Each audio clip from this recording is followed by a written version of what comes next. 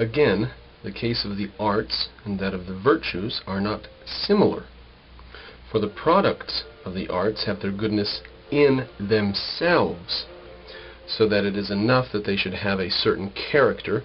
But if the acts that are in accordance with the virtues have themselves a certain character, it does not follow they are done justly or temperately. Because remember, we said if somebody was forced to do something, or if they did it without wanting to do it, you wouldn't call it a just act. But an artistic thing that's been carved beautifully or whatever, that the goodness of it is there. It's intrinsic in the item.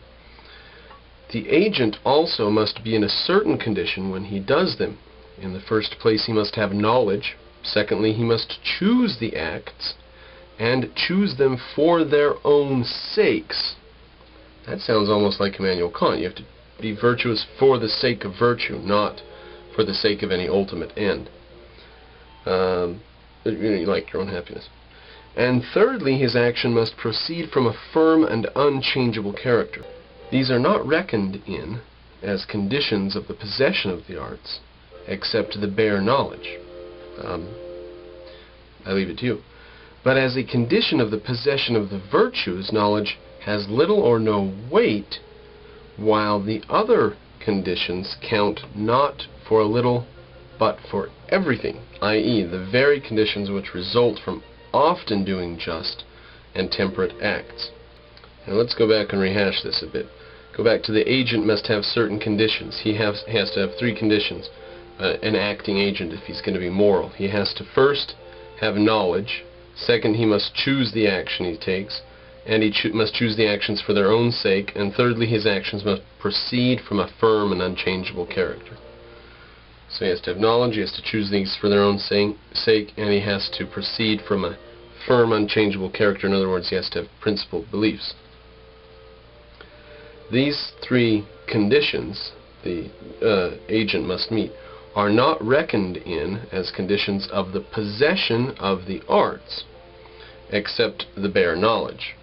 Now, I think what he means there is these are not reckoned in as conditions of the possession of the bare arts. It's different from just the bare arts. Arts have their value right out there in the thing itself. There's no condition behind it. These things are different. These are reckoned in a more subtle way. Except just the bare knowledge, he says. That can be reckoned by itself. But these are as a condition of the possession of the virtues, but as a condition of the possession of the virtues, knowledge has little or no weight. So just to have knowledge and then not choose to act in a certain way and not have an unchangeable character, that's nothing. Doesn't count for a thing. Just because you know about it, but you don't take any action, and you don't have an unchangeable, firm character that is uncompromising in these situations, just having knowledge about it is worth nothing.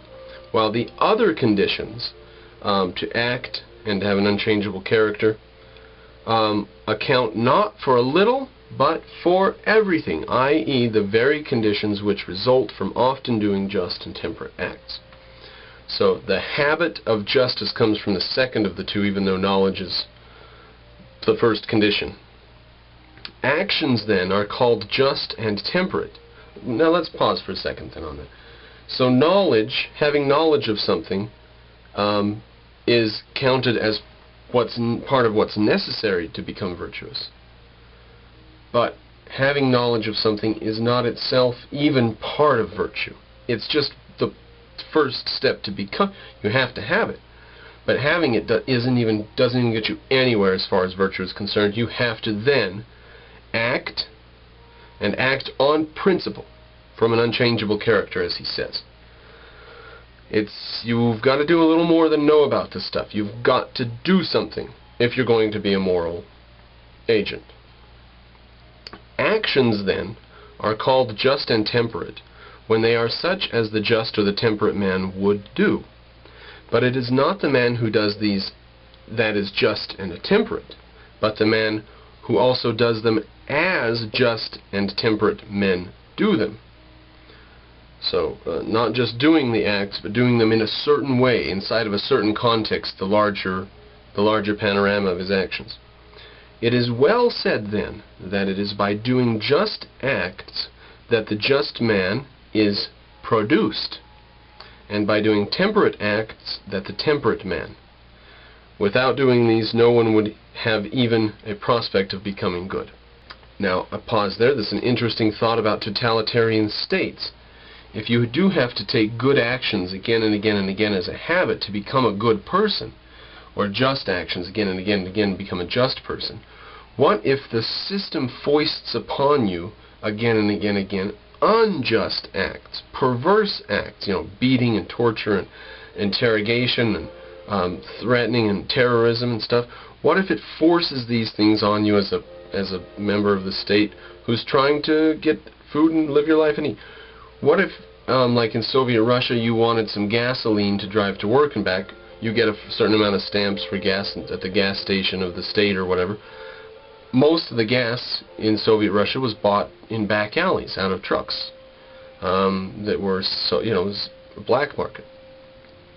What if your day-to-day life forces you to go to the black market, forces you to be watching over your back for the police and stuff? What if your day-to-day life forces you to be devious, underhanded, angry at the world, vindictive? What kind of society is produced from that? What if your day-to-day life allows you to do anything you please? Anything at all? Well, that's going to be quite a diverse society that comes of it, but some of the people are just going to do just and temperate acts as their way of life, and that's going to produce justice and temperance in their realm. Much more so than if you have a system which forces bad things on people. A system which allows the possibility of good things to come about will possibly bring good things. A system which just enforces bad things will bring more bad things.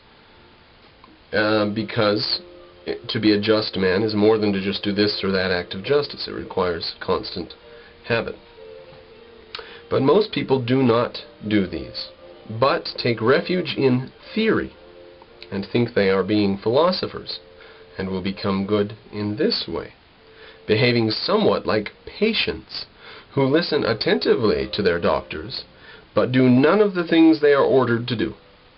As the latter will not be made well in body by such a course of treatment, the former will not be made well in soul by such a course of philosophy.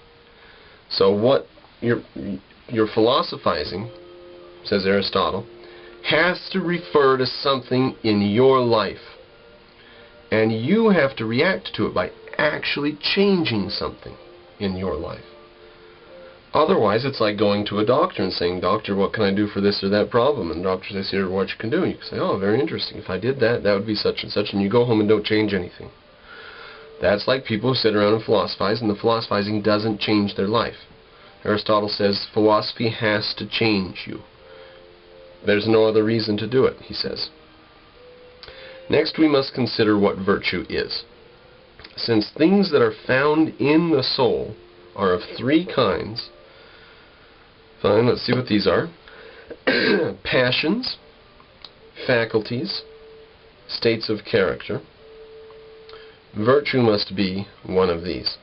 A passion, probably emotions, we could say. Your faculties, the things you're in control of, like reason and so on. So you've got your emotions, you've got reason and the senses and so on. Passion, faculties, and states of character. So virtue has to be one of these. It has to be a passion, emotion, a faculty, some tool you're able to use of yourself, of your mind, and a state of character. I don't know, I think that's pretty clear what a state of character would be, what kind of person you are, right?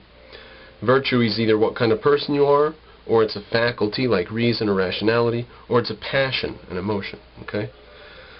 By passions, I mean appetite, anger, fear, confidence, envy, joy, friendly feeling, hatred, longing, emulation, pity, and in general the feelings that are accompanied by pleasure or pain. So virtue either has to do with pleasure or pain,